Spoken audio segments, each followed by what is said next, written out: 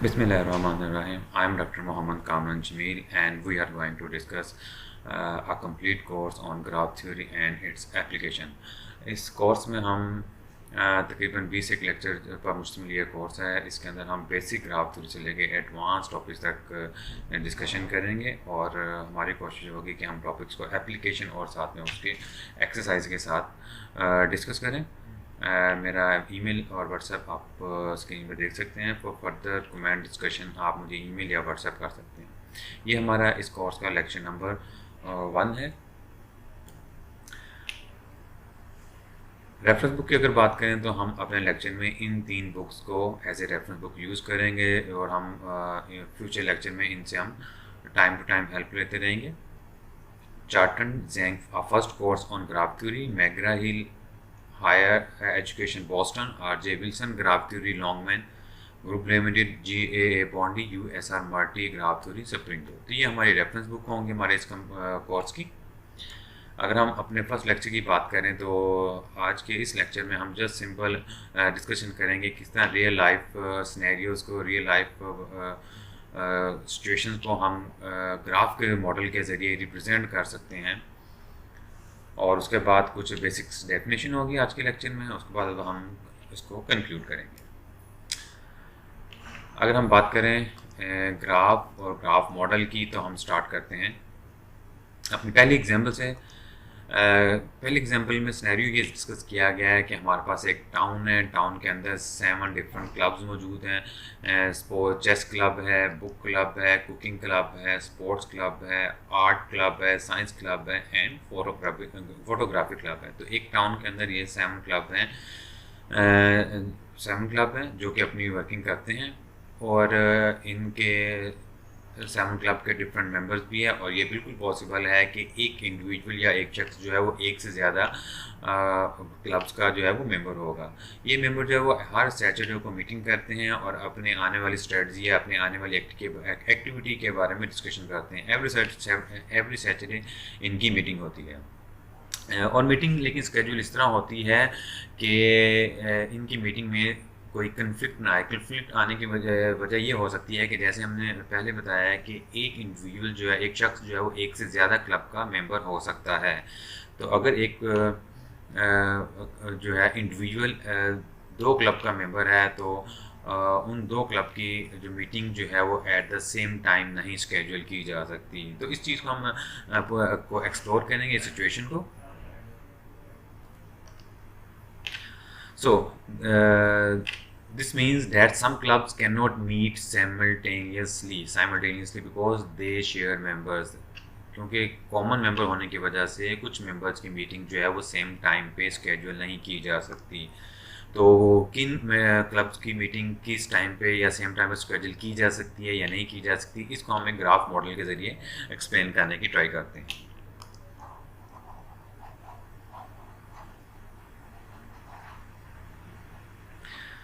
ये मैंने कुछ ऑलरेडी डिस्कशन की हुई थी, उसी की कुछ टिक मार्क्स हैं, मैं जैसे उनको रिमूव कर रहा हूँ ताकि आप लोगों को थोड़ी सी बेटर अंडरस्टैंडिंग हो जाए। ठीक है जी, जिस तरह कि हमने डिस्कस किया था कि हमारे पास टाउन में 7 क्लब्स हैं, उनको हमने सबसे पहले नाम दे दिए C1, C2, C3, C4, C5, C6 और C7।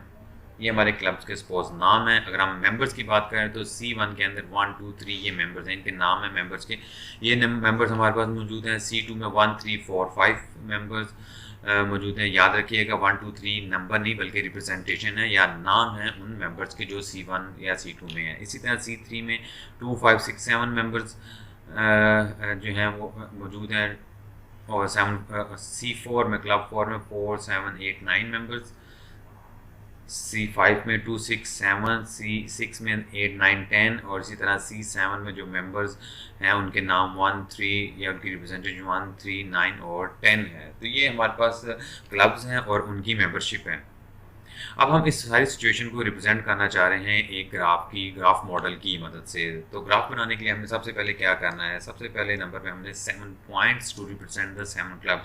हमें 7 पॉइंट्स चाहिए होंगे जो हमें 7 पॉइंट्स को ड्रा करना है जो कि क्लब को रिप्रेजेंट करेंगे। ठीक है, पहला पॉइंट हमारा हो गया। उसके बाद अब पॉइंट से आ जाएंगे तो इनके दरमियान रिलेशन जो है वो हमने लाइंस की मदद से डिफाइन करना है कि दो क्लब्स के दरमियान में रिलेशन है या नहीं, और वो रिलेशन क्या है। तो दूसरा पॉइंट हमारे पास क्या होगा, line connecting two points if they have at least one member in common. तो सेकंड पॉइंट हमें ये कह रहा है कि दो पॉइंट्स या दो क्लब के दरमियान में हम एक लाइन ड्रा करेंगे अगर उनमें कम से कम एक मेंबर जो है वो कॉमन होगा। ठीक है, तो ग्राफ ड्रा करने के लिए हमें दो पॉइंट्स चाहिए होंगे, दो चीज़ें चाहिए होंगी, फर्स्ट पॉइंट्स, उसके बाद लाइंस। तो देखते हैं, सबसे पहले हमने पॉइंट्स ड्रा कर लिए। आप देख सकते हैं हमने C1, C2, C3, C4, C5, C6 और C7 ये हमारे क्लब्स थे और उनकी हमने रिप्रेजेंटेशन दे दी है C1, C2 के एंड सो ऑन के साथ, और हमने उनको एज ए वर्टिसेस या एज ए पॉइंट्स रिप्रेजेंट कर दिया है। अब हम देखना चाह रहे हैं कि C1 और C2 में रिलेशन है या नहीं है। तो रिलेशन के लिए हमें सेकंड डिफाइन किया हुआ है कि दो वर्सेस के दो पॉइंट्स के दरमियान लाइन आएगी अगर उनके दरमियान एटलीस्ट वन मेंबर कॉमन होगा। हम देख सकते हैं कि C1 और C2 में लाइन मौजूद है। क्यों मौजूद है? क्योंकि C1 और C2 में हमारे पास हमें एक मेंबर नज़र आ रहा है जो दोनों में कॉमन है, इसलिए इंटरनल लाइन मौजूद होगी। इसी अभी हम देखते हैं इसी तरह के C1 और C3 में रिलेशन या लाइन आएगी या नहीं आएगी। तो आप देख सकते हैं कि C1 के मेंबर हैं 1, 2, 3 और C3 के मेंबर हैं 2, 5, 6, 7। तो आप देख सकते हैं यहाँ पे भी हमें एक कॉमन एलिमेंट मिल रहा है। रिप्रेजेंटेशन के लिए मैंने क्रॉस लगाया है। तो इसी तरह इसलिए C1 और C3 में एक मेंबर कॉमन है, तो इसके दरमियान में आप देख सकते हैं हमने लाइन ड्रा कर दी है। इसी तरह हम बात करेंगे C1 और C4 की। C1 1, 2, 3 मेंबर हैं और C4 में 4, 7, 8, 9 मेंबर हैं। आप देख सकते हैं C1 और C4 में कोई मेंबर कॉमन नहीं है, इसलिए C1 और C4 में हमने कोई लाइन ड्रा नहीं की, इनके दरमियान कोई रिलेशन नहीं है। इसी तरह आप देख सकते हैं C1 और C5 में 2 कॉमन है, तो C1 और C5 में लाइन मौजूद है। C1 और C6 में कोई मेंबर कॉमन नहीं है, तो C1 और C5 में कोई लाइन ड्रा नहीं की है। सिमिलरली C1 और C7 की बात करेंगे तो C1 और C7 में 1 कॉमन है, तो C1 और C7 में हमने लाइन ड्रा कर दी है। तो इसी तरह हमने C2 को डिस्कस करना है, फिर C3 को डिस्कस करना है एंड सो ऑन। जब हम सब डिस्कस कर चुके होंगे तो हमारे पास कुछ इस शेप का हमारे पास ग्राफ मौजूद आ जाएगा, हमारे पास एक मॉडल आ जाएगा ग्राफिकल, जो कि हमारे जो अभी हमने सिनेरियो डिस्कस किया था टाउन का, 7 क्लब्स का और उनकी मेंबरशिप का, तो वो सारे सिनेरियो को हमने विजुलाइज कर लिया एक फिगर के ज़रिए। ठीक है, विजुलाइजेशन जो है वो हमें अंडरस्टैंडिंग में, हमें डिस्कशन में ज़्यादा आसानी पैदा करती है, बजाय इसके कि हम डिस्क्रिप्टिव की तरफ जाएँ। डिस्क्रिप्टिव को हमने कन्वर्ट कर लिया है विजुलाइजेशन में। तो अब हम इस ग्राफ की मदद से बता सकते हैं कि अगर हम C7 की बात करें तो C7 की अगर मीटिंग किसी एक टाइम पे हो रही है तो उस टाइम पे C6 की, C4 की, C2 की, C1 की जो है वो मीटिंग स्केड्यूल नहीं की जा सकती, क्योंकि C1 का इन तमाम C6, C4, C2, C1 के साथ में कॉमन मेंबरशिप मौजूद हैं, इसलिए ये मीटिंग, इसके अलावा इन क्लब की मीटिंग नहीं हो सकती। हाँ, C7 की जिस टाइम पे मीटिंग स्केड्यूल है उस टाइम पे C5 और C3 की मीटिंग स्केड्यूल की जा सकती है, क्योंकि इनमें कोई मेंबर कॉमन नहीं है। इसी तरह अगर हम बात कर लेते हैं सपोज C3 की, तो अगर C3 में जो है वो C4, C2 और C5 और C1 से कनेक्टेड है। I mean C4, C5, C2 और C1 की मीटिंग उस टाइम पे स्केड्यूल नहीं की जा सकती जिस टाइम पे C3 की मीटिंग स्केड्यूल है, लेकिन C3 और C6 की मीटिंग एक टाइम पे स्केड्यूल की जा सकती है। तो हमारे लिए इस ग्राफ की मदद से, इस डायग्राम की मदद से जो हमने सिनेरियो डिस्कस किया था उसको एक्सप्लेन करना, उसको समझना कदरे बेहतर, जो कदरे आसान हो गया है। तो ये हमें फ़ायदा है हमें ग्राफ्स बना के विजुलाइजेशन का, कि आप ग्राफ की मदद से सारी सिचुएशन को अंडरस्टैंड कर सकते हैं और बड़ी इजीली एक्सप्लेन कर सकते हैं।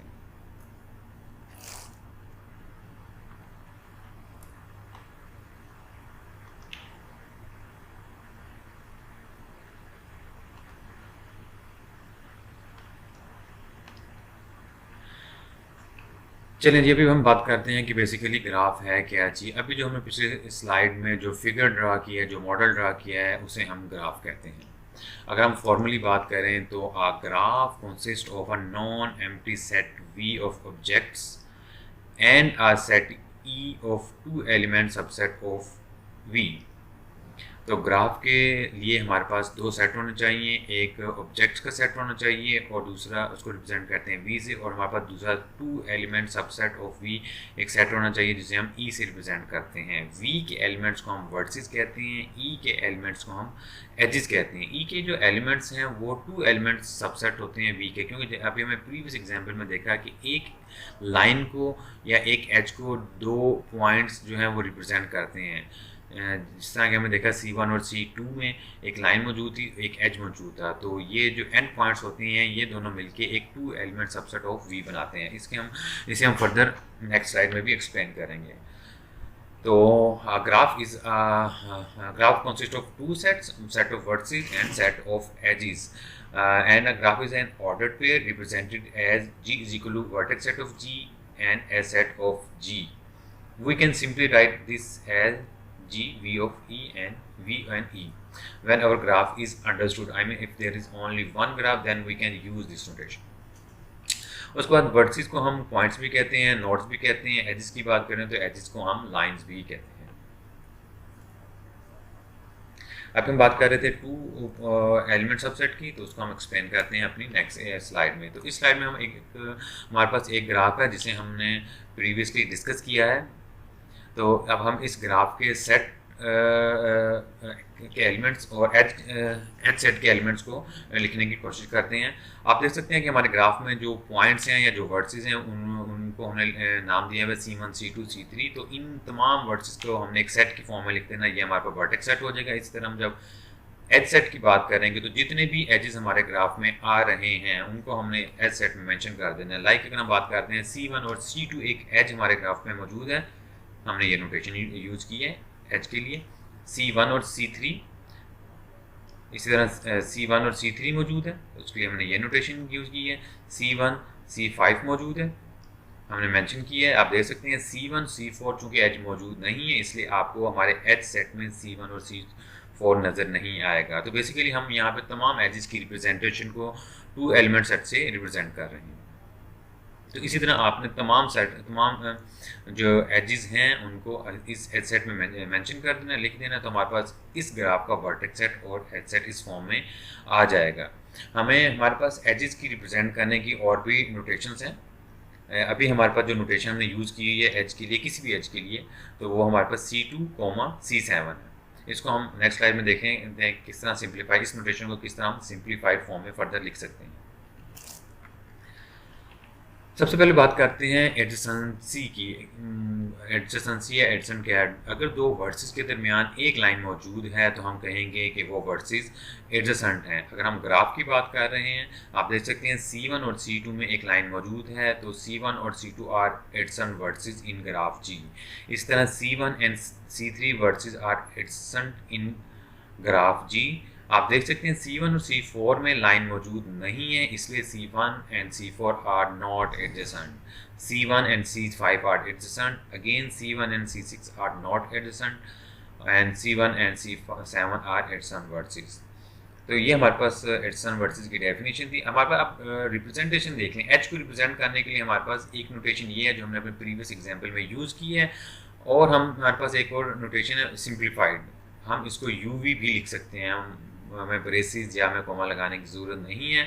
हम किसी भी एच के लिए UV नोटेशन को एच को UV नोटेशन से रिप्रेजेंट कर सकते हैं। सपोज अगर मैं इस एच की बात करूँ तो ये हमारे पास एच की नोटेशन हो जाएगी C1 C2 हो जाएगी। इस एच की बात करूँ तो मेरे पास C2 C3 हो जाएगी एंड सो ऑन। तो हम अपने एजेस को इस तरह भी रिप्रेजेंट कर सकते हैं। कुछ बेसिक डेफिनेशन की बात करते हैं ग्राफ की। एक ग्राफ के अंदर जितने भी वर्सेस होंगे वो उस ग्राफ का ऑर्डर कहलाएगा। दूसरे नंबर पे एक ग्राफ के अंदर जितने भी एजेस होंगे वो उस ग्राफ का साइज कहलाएगा। तो देखते हैं, अगर इस ग्राफ की बात करते हैं जो हमने डिस्कस किया, हमें पता है कि हमारे टाउन में 7 क्लब्स थे, हमने 7 वर्सेस को उन क्लब से रिप्रेजेंट किया। तो चूंकि 7 वर्सेस हैं तो इस ग्राफ का जो ऑर्डर होगा वो हमारे पास 7 हो जाएगा।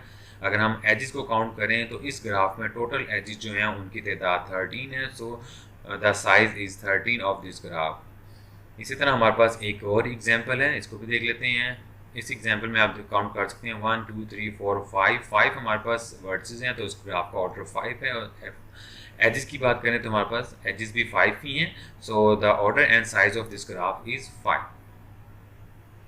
In our previous definition, we discussed that the vertex set is a non-empty set. So every graph must have at least order 1, यानी कि किसी भी ग्राफ का जो कम से कम ऑर्डर होगा वो 1 ज़रूर होगा, और ऐसा ग्राफ जिसका ऑर्डर 1 होगा उसे हम कहा करेंगे कि ये हमारे पास ट्रिवियल ग्राफ है, और बाकी जो ग्राफ हैं वो उसको हम नॉन ट्रिवियल ग्राफ कहेंगे. तो बेसिकली इसमें हमने डिस्कशन किया है कि ऑर्डर क्या है, साइज़ क्या है, और ट्रिवियल और नॉन ट्रिवियल ग्राफ क्या है. अब हम बात करते हैं लेबल्ड और अनलेबल्ड ग्राफ की. कुछ सिचुएशंस हमारे सिनेरियोज में इस तरह की होती हैं कि जहाँ पे हमें वर्ड्स को नाम देने की ज़रूरत होती है. जिस तरह हमने अपने फर्स्ट एग्जांपल में डिस्कस किया था, हमने क्लब्स को नाम दे दिए थे और उन्हीं के नामों को हमने वर्ड्स के लिए यूज़ किया था ताकि हमें पता चल सके कि कौन सा क्लब किसके साथ ज्वाइन है. तो यहाँ पे हमने वर्ड्स को लेबल किया हुआ है, आप देख सकते हैं C1, C2, C3, C4 and so on. तो इस तरह ग्राफ जिसमें वर्ड्स को हम लेबल करेंगे उसको हम कहेंगे लेबल ग्राफ. और बहुत से ओकेजन्स ऐसे होते हैं जहाँ पे हमें लेबलिंग की ज़रूरत नहीं होती. जैसे हमें ग्राफ का स्ट्रक्चर देखना होता है, उसकी एडजेसेंसी देखनी होती है, तो हमें वहाँ पे लेबल की ज़रूरत नहीं होती, तो हम वर्ड्स को नाम मेंशन नहीं करते हैं. तो ऐसा ग्राफ जिसके अंदर वर्ड्स को हम नाम नहीं देते हैं या नाम नहीं दिए होते उसको हम अनलेबल्ड ग्राफ कहते हैं. चलिए जी वापस आते हैं, हम कुछ फर्दर सिनेरियोज को डिस्कस करते हैं. हमारे पास एक प्रॉब्लम है, उसका सलूशन हम इंशाल्लाह फाइंड करने की ट्राई करेंगे ग्राफिकल मॉडल के ज़रिए. तो सबसे पहले हम अपने जो क्वेश्चन है उसको डिस्कस करते हैं. Suppose that we have a collection of 3 letter English word. हमारे पास 3 लेटर इंग्लिश वर्ड्स हैं, ACT, AIM, ARC, ARM, ART and so on. ठीक है, ये हमारे पास कुछ इंग्लिश 3 लेटर वर्ड्स हैं. एक वर्ड को W1 को ट्रांसफॉर्म किया जा सकता है W2 में. ठीक है, एक वर्ड को W1 है उसको ट्रांसफॉर्म W2 में किया जा सकता है. अगर हम W2 को ऑब्टेन कर सकें, बना सकें W1 की मदद से, अगर हम W2 को W1 की मदद से ऑब्टेन कर सकें by applying exactly one of the following 2 step. इन दोनों स्टेप में से अगर हम कोई भी एक स्टेप को यूज़ करें और W2 को हम W1 में कन्वर्ट कर लें तो हम कहेंगे कि W1 को ट्रांसफॉर्म हमने कर दिया है W2 से. ठीक है, पहली कंडीशन क्या है, याद रखिएगा इन दोनों में से आपने कोई एक कंडीशन जो है वो अप्लाई करनी है, दोनों नहीं करनी है. ठीक, पहली कंडीशन ये है कि इंटरचेंजिंग 2 लेटर्स ऑफ W1. हम W1 के कोई भी 2 लेटर्स की जगह चेंज करेंगे और उससे अगर हमें W2 मिल गया तो हम कहेंगे कि हमने W1 को ट्रांसफॉर्म कर दिया है W2 में. इसकी एग्जांपल हम देख लेते हैं. सबसे पहले उसको हम सेकंड कंडीशन में जाएंगे. Interchanging 2 letters of W1. Suppose हम बात कर लेते हैं कि हमारे पास W1 में आ जाता है एम. यस, इसकी हम बात कर लेते हैं.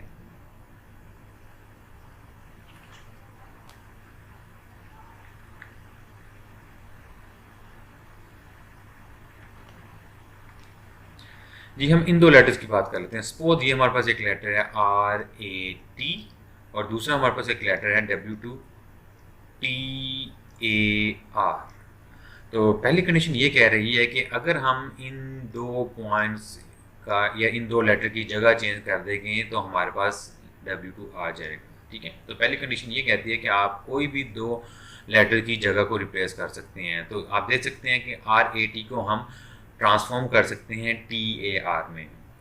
ठीक है, सेकंड कंडीशन में क्या कर रही है, replacing a letter in W1 by another letter. Second condition हमें ये कह रही है कि आप W1 के किसी भी एक लेटर को किसी दूसरे लेटर से रिप्लेस कर सकते हैं. इसकी हम एग्जांपल देखते हैं.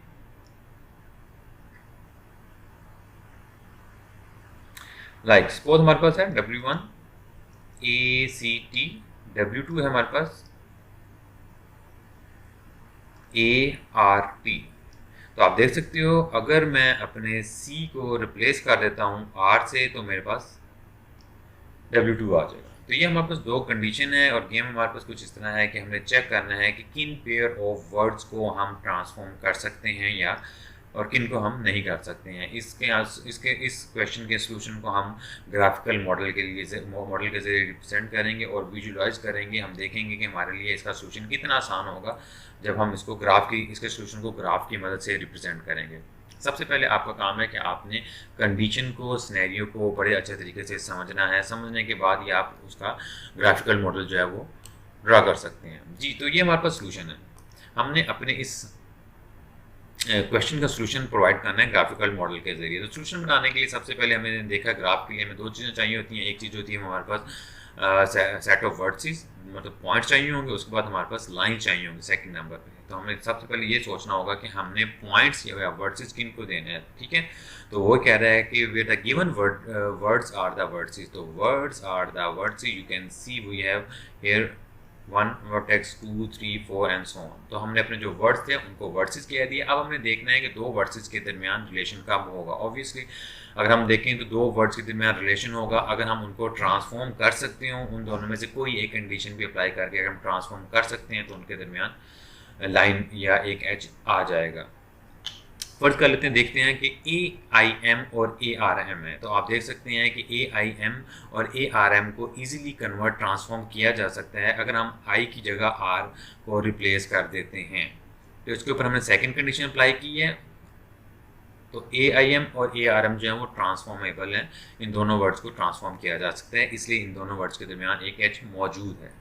आगे हम बात कर लेते हैं, सपोज ARC और ART की बात करें तो आप देख सकते हैं अगर मैं इन दोनों वर्ड्स को R और लेटर्स को RC और RT को इसके ऊपर भी अगर हम बात करें तो अगर हम इन वर्ड्स की बात करें ARC और ART तो अगेन आप देख सकते हैं मैं अगर C को T से रिप्लेस कर दूंगा, ठीक है, तो मेरे पास ART आ जाएगा। क्योंकि ये दोनों वर्ड जो हैं इनको ट्रांसफॉर्म किया जा सकता है, इसलिए इन दोनों वर्ड्स के दरमियान या इन दोनों वर्ड्स के दरमियान एक एज मौजूद है। चलें जी, देखते हैं कि ACT और RAT में एच क्यों नहीं है।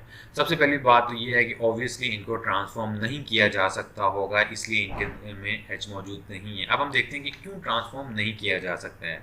तो देखते हैं जी, RAT को देखते हैं कि ACT में ट्रांसफॉर्म किया जा सकता है कि नहीं किया। सबसे पहले तो हम पहली कंडीशन अप्लाई करते हैं कि RAT है तो हम RA की जगह चेंज करते हैं। तो आप देख सकते हैं RA की जगह चेंज करने से हमारे पास ACT नहीं बन रहा, तो पहली कंडीशन जो है वो फेल हो गई है। दूसरी कंडीशन की बात करते हैं। दूसरी कंडीशन हमें ये कहती है कि आपने एक वर्ड को RAT में से किसी एक वर्ड को रिप्लेस कर सकते हैं। तो देख सकते हैं T जो है, T इधर भी है, T इधर भी है, सेम प्लेस में है, तो इसे हम डिस्टर्ब नहीं करेंगे, नहीं छेड़ेंगे। इधर हमारे पास A है जबकि इधर हमारे पास C है। तो अगर हम A को रिप्लेस कर देते हैं C से तो इधर भी हमारे पास C आ जाएगा, इधर भी हमारे पास C आ जाएगा, इट इज़ गुड। लेकिन अगर हम बात करें यहाँ पे तो यहाँ पे हमारे पास R मौजूद है और हमारे पास अब कोई ऑप्शन या कोई कंडीशन मौजूद नहीं है क्योंकि हम रिप्लेस ऑलरेडी कर चुके हैं। R है और यहाँ पे A है, तो ये दोनों वर्ड ट्रांसफॉर्मेबल नहीं है, इनको ट्रांसफॉर्म नहीं किया जा सकता। हमें दोनों कंडीशन चेक कर ली, इसलिए इन दो वर्ड्स के दरमियान एज मौजूद नहीं है, एंड सो ऑन। इसी तरह आप जो 11 हमें लेटर्स वर्ड्स गिवन है इनके दरमियान आप एजेस को ड्रा कर सकते हैं। जब आप कंप्लीट एजेस को ड्रा कर लेंगे तो आपके पास सारा सिनेरियो, सारा सोल्यूशन क्लियर हो जाएगा कि कौन से वर्ड्स को आपस में हम ट्रांसफॉर्म कर सकते हैं और कौन से पेयर ऑफ वर्ड्स को हम ट्रांसफॉर्म नहीं कर सकते हैं। सपोज एक इम्पोर्टेंट हमारे पास जो चीज़ नज़र आ रही है कि अगर हम बात करें AIM की, ठीक है, तो AIM को सिर्फ एक वर्ड के साथ ट्रांसफॉर्म किया जा सकता है, वो है ARM, ठीक है। ये कुछ बेनिफिट्स हैं जो हमें ग्राफ से विजुअलाइज होते हैं, जो हमें नज़र आ जाते हैं। और इसके अलावा बहुत बेशुमार प्रॉपर्टीज़ हैं जो हमें ग्राफ की मदद से बड़ी जल्दी उनको आइडेंटिफाई करने में हमारे लिए आसानी हो जाती है।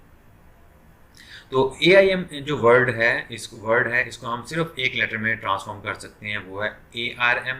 अगर हम बात करें सपोज ART की, ठीक है, तो ये जो वर्ड है इसको हम 1 2 3 4 वर्ड्स के साथ ट्रांसफॉर्म कर सकते हैं। आर्ट को हम ARM से जो है वो ट्रांसफॉर्म कर सकते हैं, आर्ट को हम ARC से ट्रांसफॉर्म कर सकते हैं, इसी तरह हम आर्ट को रेड से कर सकते हैं, आर्ट को ACT से भी हम ट्रांसफॉर्म कर सकते हैं, ठीक है। तो जी, ये हमारे पास कंप्लीट सॉल्यूशन था हमारे प्रीवियस क्वेश्चन का जिसको हमने डिस्कस किया था और हमने एक ग्राफ बनाया। इस ग्राफ को हम कहते हैं वर्ड ग्राफ।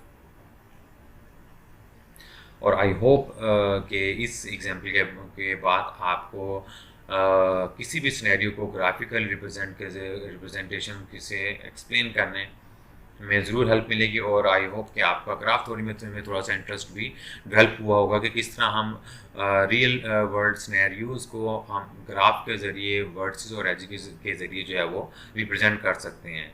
याद रखिएगा ग्राफ थ्योरी जो है वो हमें विजुलाइजेशन जो है वो प्रोवाइड करती है और जब आपके सामने कोई चीज़ विजुलाइज हो जाती है, नज़र आना शुरू हो जाती है, तो उसके ऊपर वर्किंग हमारे लिए करना कदरे आसान हो जाता है। चलिए जी, हमारी जो लास्ट एग्जांपल है उसको हम डिस्कस करते हैं। Again we have road and junction figure. We have some road lanes L1, L2, L3 up to L9 and we have here a big junction। हमें यहाँ पे कुछ सिग्नल को प्लेस करना है और सिग्नल को प्लेस इस तरह करना है कि ऐसी लेन्स जो आपस में इंटरसेक्ट कर रही हैं, जिनको अलाउ करने से eight the same time accident का ख़तरा है, वहाँ पे हमने उनको eight the same time allow नहीं करना है। इन सिंपल वर्ड्स, अगर दो लेन्स जो आपस में इंटरसेक्ट कर रही हैं तो उनको हमने eight the same time green signal नहीं प्रोवाइड करना है। तो हमारे पास यहाँ सिचुएशन ये है कि हमारे पास हमें एक कुछ लेन्स दी गई हैं, रोड्स ट्रैफिक लेन्स दी गई हैं, हमें एक बड़ा जंक्शन दिया गया है और हमने यहाँ पे ग्रीन सिग्नल मतलब जो है ट्रैफिक सिग्नल को प्लेस करना है। प्लेस इस तरह करना है कि हमारी अलॉटमेंट या इस तरह होनी चाहिए, हमें अलाउ लेन्स को इस तरह करना है कि एक्सीडेंट जो है उनसे अवॉइड किया जा सकता हो। और अवॉइड करने के लिए दो ऐसी लेन्स को हमने सेम टाइम पे ग्रीन सिग्नल नहीं देना जिनके अंदर कॉन्फ्लिक्ट आएगा, जो आपस में एक दूसरे को क्रॉस कर रही होंगी जी। तो ये हमारे पास सिनेरियो है रोड्स ट्रैफिक लेन्स का और जंक्शन का, और हमें यह कहा गया है कि हमने इसको रिप्रेजेंट करना है ग्राफिकल मॉडल के ज़रिए। और ग्राफिकल मॉडल से हम ज़रा कदर आसानी से बता सकते हैं कि किस लेन को हम किस लेन के साथ अलाउ करेंगे और किस लेन के साथ अलाउ नहीं करेंगे। चलें जी, इसका सोल्यूशन देखते हैं क्या चीज़ है। अगेन हमें ग्राफिकल मॉडल के लिए वर्ड्स और एजेस चाहिए होंगे। तो सबसे पहले हम देखते हैं कि वर्ड्स किसको हम कहेंगे।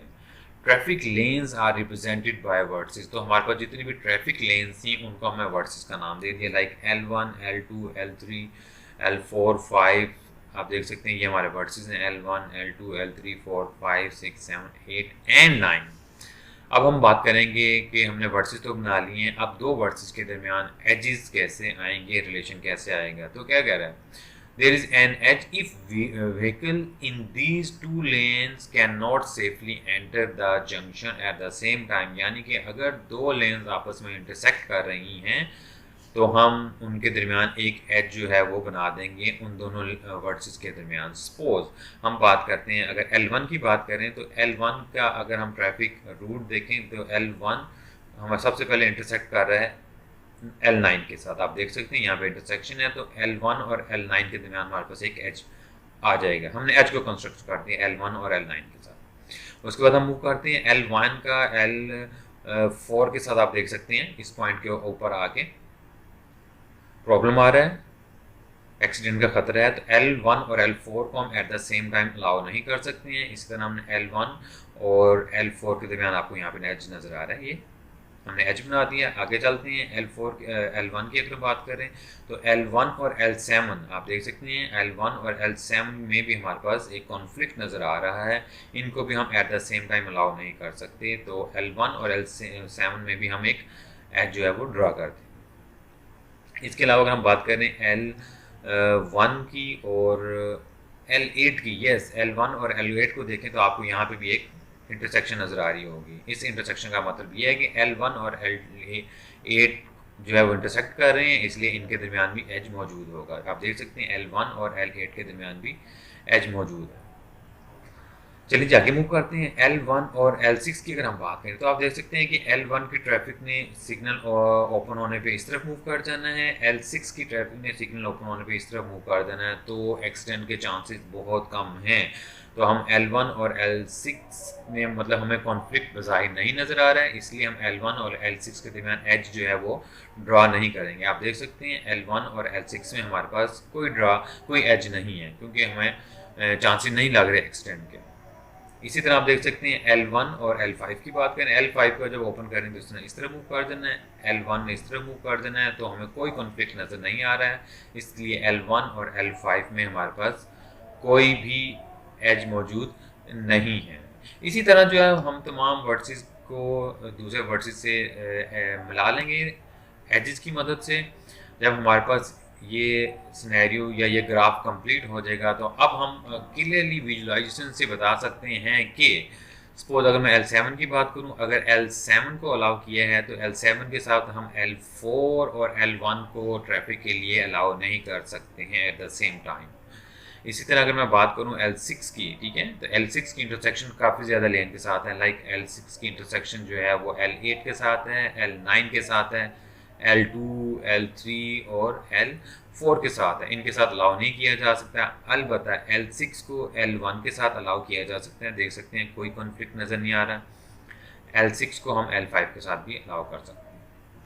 जी, तो इस ग्राफिकल मॉडल के ज़रिए हमने एक्सप्लेन किया है कि किस तरह हमने एक ट्रैफिक लेन्स और जंक्शन को इसके सिनेरियो को ग्राफिकल मॉडल के ज़रिए रिप्रेजेंट किया। ग्राफिकल मॉडल के बाद हमने देखा कि हम किस लेन्स को आपको eight the same time allow कर सकते हैं और किन लेन्स को जो है वो अलाउ नहीं कर सकते हैं। जी, तो ये हमारे पास 3 एग्जांपल्स थी, इसके अलावा बेशुमार एग्जांपल हैं, बेशुमार सिनेरियोज हैं जिनको आप ग्राफिकल मॉडल से रिप्रेजेंट कर सकते हैं। अगर आप गूगल पे थोड़ा सर्च करेंगे तो आपको बेतहाशा इस तरह की एग्जांपल जो हैं वो देखने को मिलेंगी। चलें जी, ये 3 एग्जांपल हैं, उम्मीद है ये तीनों एग्जांपल आपके लिए बिल्कुल क्लियर होंगी। कंक्लूड करते हैं अपने आज के इस लेक्चर को। हमने देखा है कि हमारे पास कुछ सिनेरियोज थे। पहला सिनेरियो टाउन का था, उसमें क्लब्स थे। दूसरा सिनेरियो हमारे पास जो था वो 3 लेटर वर्ड का था, इंग्लिश लेटर वर्ड का था। तो हमने थर्ड जो सिनेरियो देखा वो हमारे पास सेट ऑफ ट्रैफिक लेन्स थी, लेकिन हमारे पास एक सेट था और सेट के बाद उसके अंदर कुछ ऑब्जेक्ट्स थे, कुछ वर्ड्स थे और उनके वर्ड्स के दरमियान कुछ रिलेशन था। ये रिलेशन हमने मेंशन किया हुआ है। सेट के वर्ड्स के दरमियान अगर ये रिलेशन होल्ड कर रहा था तो हमने एच बना दिया, अगर ये रिलेशन होल्ड नहीं कर रहा था तो हमने उनके दरमियान एच नहीं बनाया। ठीक है, तो ये समरी हमारे पास है। इन दी एंड इन ईच केस हम अगर इन तीनों सिनेरियो में अगर हम देखें तो in each case a graph is defined whose vertices are the element of the set and two verses of G are adjacent if they are related as described above। जी, तो ये हमारे पास कुछ कंक्लूजन थी जो हमने अभी किया है।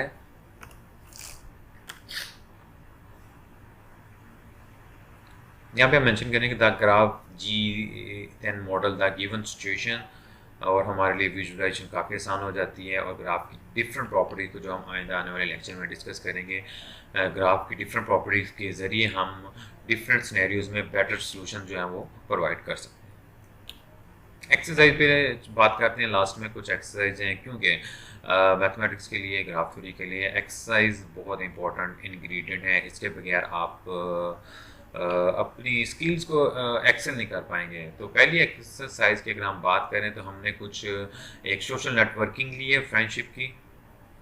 हमारे पास कुछ फ्रेंड्स हैं, उनकी आपस में फ्रेंडशिप को हमने ग्राफ के जरिए रिप्रेजेंट कर रहे हैं। कंडीशन हमारे पास ये है, हमारे फ्रेंड्स का जो ग्रुप है हसाम, हाइम, हयान और कामरान, 4 ये लोग हैं। There are 4 peoples. इनके आपस में जो फ्रेंडशिप है, Hasam is friends with Haim and Hayan, Haim is friends with Hayan, Hayan is friends with Kamran. तो हमारे पास सिनेरियो है।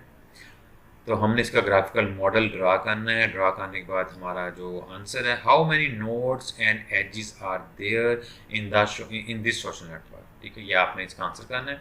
सेकंड हमारे पास है जी, इसी तरह हमारे पास एक सेट है, set of numbers 2, 3, 4, 7, 11, 13। Draw the graph, हमने ग्राफ ड्रा करना है। G whose vertex set is S, इसको जो सेट इज एस, तो इसका जो वर्टेक्स सेट है वो हमारे पास ये सेट वर्टेक्स सेट हो जाएगा, यानी ये 2, 3, 4, 7, 11, 13 ये हमारे पास वर्सेस हो जाएंगे। और 2 वर्सेस के दरमियान एज मौजूद होगा अगर हमें दोनों एलिमेंट जो हैं, दोनों नंबर जो हैं एस में से लेने हैं, उनको ऐड करना है वापस। अगर एस में ही उसका आंसर आता है तो दोनों नंबर्स के दरमियान एक एच आ जाएगा, या फिर आई माइनस जे मॉडुलस करेंगे और आंसर एस में ही आता है, देन भी हम आई और जे को के दरमियान एक लाइन ड्रा कर देंगे। तो हमने एक पूरा ग्राफ ड्रा करना है और उसके बाद इसका ऑर्डर और साइज़ फाइंड करना है। आई होप कि आज का लेक्चर आपको बिल्कुल समझ आ गया होगा। अगर आपको की फिर भी कुछ क्यूरीज या कुछ कमेंट्स हैं तो आप क्लास के अंदर हम उसको डिटेल में डिस्कस कर सकते हैं, या आप कमेंट में ये पूछ सकते हैं अपना क्वेश्चन है। लेकिन इन एक्सरसाइज को आप ज़रूर ट्राई कीजिएगा। तो अभी के लिए मेरे पास अभी के लिए हम इसको वाइंड अप करते हैं। अल्लाह हाफिज़।